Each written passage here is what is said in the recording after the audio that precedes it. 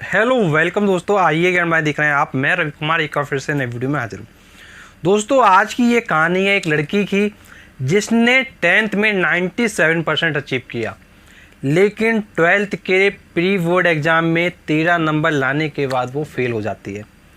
अब दोस्तों उसके बाद उसने ऐसा क्या किया कि उसका 12th के फाइनल एग्ज़ाम में 82% आया।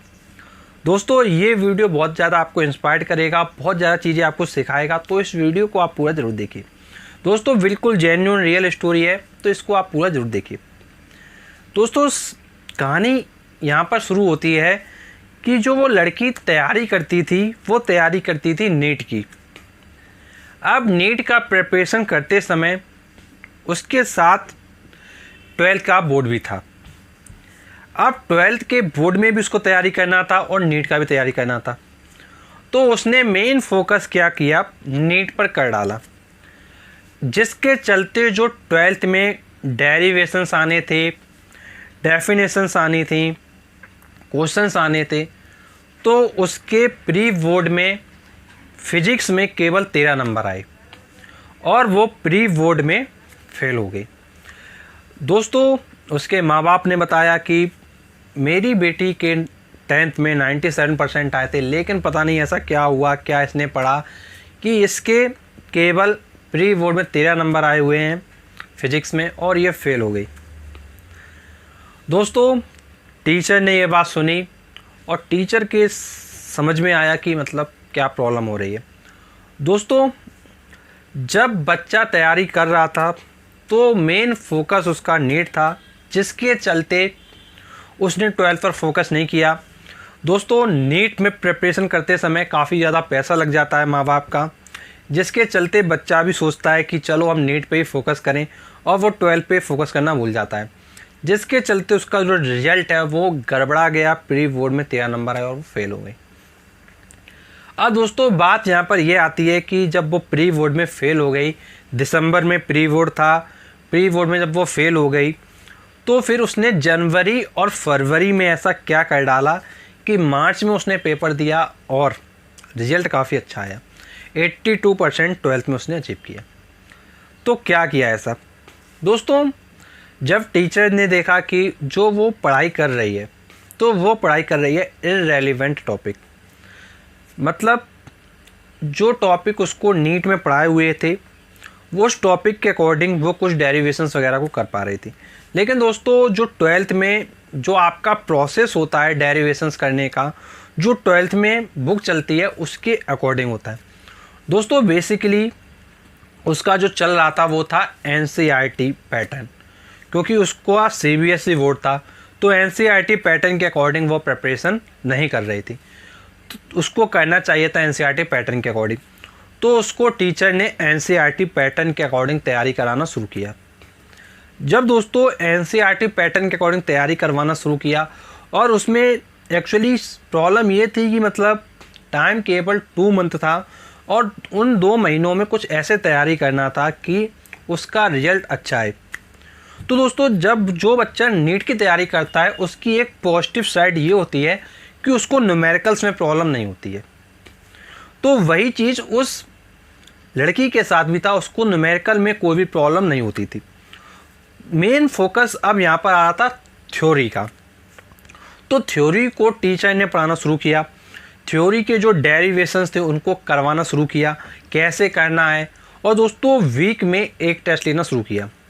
अब दोस्तों जब वीक में एक टेस्ट लिया गया, टेस्ट लेने के बाद उसको पर डे डेरिवेशन कराए गए, डेफिनेशन बताई गई और पर डे लर्न करने को दिया गया। तो वैसा उस बच्चे ने किया, और जो फिजिक्स का ड्यूरेशन था जिसमें उसके 13 नंबर आए थे उसको बढ़ाया गया और काफ़ी समय फिजिक्स पे दिया गया, जिसके चलते at the end final result में उसका क्या हुआ, जब उसने मार्च में एग्ज़ाम दिया, मई जून में उसका रिजल्ट आया, तो उस समय उसका 82% आया। तो इस परसेंट को देखकर उसके जो फैमिली मेम्बर थे वो काफ़ी खुश थे, क्योंकि जो बच्चा बिल्कुल फेल होने की कंडीशन पे था वो आज 82% से पास हो गया। दोस्तों आपको इस स्टोरी के माध्यम से समझ में आया होगा कि अगर प्रिपरेशन की जो स्ट्रेटजी होगा, जो पैटर्न होगा, वो अगर सही तरीके से होगा तो फिर आप सक्सेस हो जाओगे। दोस्तों किसी भी एग्ज़ाम को पास करने के लिए आपका पास्ट रिकॉर्ड ज़्यादा मैटर नहीं करता है, क्योंकि दोस्तों जैसा आपने इस स्टोरी में देखा कि 10th में 97% थे, लेकिन 12th के प्री बोर्ड में 13 नंबर लाने के बाद फेल। तो दोस्तों अगर हम पास्ट रिकॉर्ड के अकॉर्डिंग अगर प्रेजेंट की कल्पना करें तो वो बिल्कुल तरीके सही नहीं है। दोस्तों जो आपने पास्ट में किया वो अच्छा था, लेकिन अगर आपने आज प्रेजेंट में अच्छा नहीं किया, आपने प्रेजेंट में सही तरीके से नहीं पढ़ा, तो फिर आपका रिजल्ट बेकार हो जाएगा। दोस्तों अगर आप 12th की तैयारी कर रहे हैं तो एक बात ये ज़रूर ध्यान रखिए, सिर्फ आपको नीट पर फोकस नहीं करना है, या फिर आप IIT की तैयारी करें तो सिर्फ आपको IIT फोकस नहीं करना है। आप ये समझिए अगर आपको 12th में नंबर चाहिए तो 12th के पैटर्न के अकॉर्डिंग आपको लिखना होगा 12th में किस तरीके से क्वेश्चंस का आंसर देना है।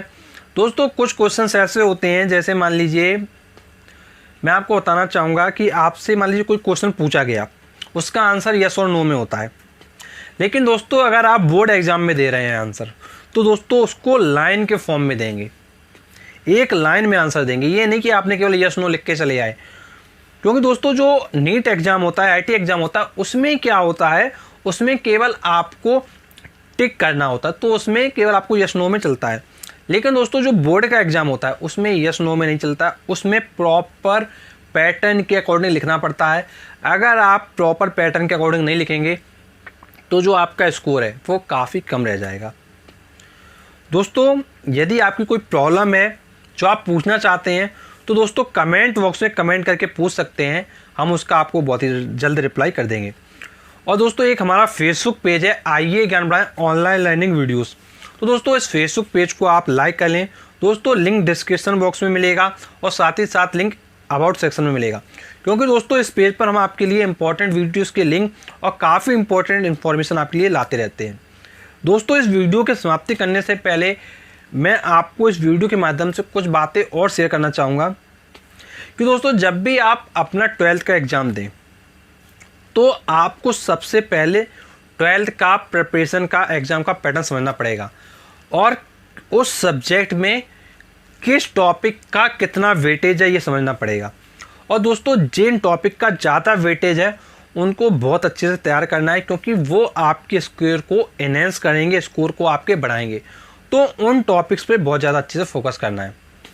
दोस्तों टॉपिक को पढ़ने के बाद आपको कम से कम एक ऐसा शेड्यूल बनाइए कि आपको कम से कम, जैसे मान लीजिए आप फिजिक्स पढ़ रहे हैं तो आपको कम से कम डिसाइड कर लेना कि डेली आपको 1 घंटा या 2 घंटा डेली देना है। ऐसा नहीं करना है कि आपने आज पढ़ा फिर 3-4 दिन फिजिक्स फिर नहीं पढ़ा, फिर पढ़ा फिर 3-4 दिन नहीं पढ़ा, तो ऐसा नहीं करेंगे। मतलब डेली का डेली फॉलो करना है आपको, और सारे सब्जेक्ट के अनुरूप आप एक ऐसा टाइम टेबल बनाइए। वीक सब्जेक्ट है कोई आपका तो उसको इतना टाइम देना है, स्ट्रॉन्ग सब्जेक्ट है तो उसको इतना टाइम देना है, तो उसके अकॉर्डिंग क्या है सही तरीके से टाइम को मैनेज कीजिए।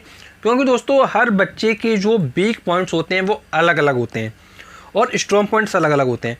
तो जो वीक सब्जेक्ट हैं उन पर आपको थोड़ा ज़्यादा टाइम देना पड़ेगा और स्ट्रॉन्ग सब्जेक्ट में थोड़ा आप कम टाइम दीजिए, और उसके अकॉर्डिंग आप क्या सही तरीके से प्रिपरेशन को कीजिए। दोस्तों एक बात और ध्यान रखिएगा, ऐसा मत करिएगा कि स्ट्रॉन्ग सब्जेक्ट को आप पढ़ना ही छोड़ दें। अगर दोस्तों आपने स्ट्रॉन्ग सब्जेक्ट को पढ़ना ही छोड़ दिया तो फिर आपका जो स्ट्रॉन्ग सब्जेक्ट है वो आपको 100 में से 100 मार्क्स नहीं दिला पाएगा। 100 में से हो सकता है आपको 70 आ जाएं। तो दोस्तों कम से कम इतना तो पढ़िएगा स्ट्रॉन्ग सब्जेक्ट को अच्छे से कि आपके 100 में से 95, 96 इस तरीके से नंबर आ सकें। तो दोस्तों और इस टाइम टेबल को अगर आप फॉलो करेंगे तो फॉलो करने के बाद आप प्रैक्टिस पेपर ज़रूर लगाइए। जो आपके प्रीवियस ईयर के क्वेश्चन पेपर होते हैं उनको कम से कम 5 सेट लगा लीजिए, बस बहुत है। ज़्यादा सेट पुराने मत लगाइए, केवल लास्ट 5 ईयर के लगा लीजिए, उनके द्वारा ही आपका रिस्पॉन्स काफ़ी अच्छा एग्जाम में आ जाएगा। दोस्तों यदि कोई आपकी प्रॉब्लम है तो आप कमेंट बॉक्स में कमेंट करके पूछ सकते हैं। और दोस्तों अगर आप हमसे जुड़ना चाहते हैं दोस्तों, जुड़ने के लिए नीचे सब्सक्राइब का बटन है, उस पर आप प्रेस कर दें, नोटिफिकेशन बेल आएगा उस पर आप प्रेस कर दें। दोस्तों अगर आप ऐसा करते हैं जब भी हम नेक्स्ट वीडियो लाएंगे सबसे पहले वीडियो आपको मिल जाएगा। And thanks for watching our video. मिलते हैं हम आपसे नेक्स्ट वीडियो में, तब तक के लिए शुक्रिया।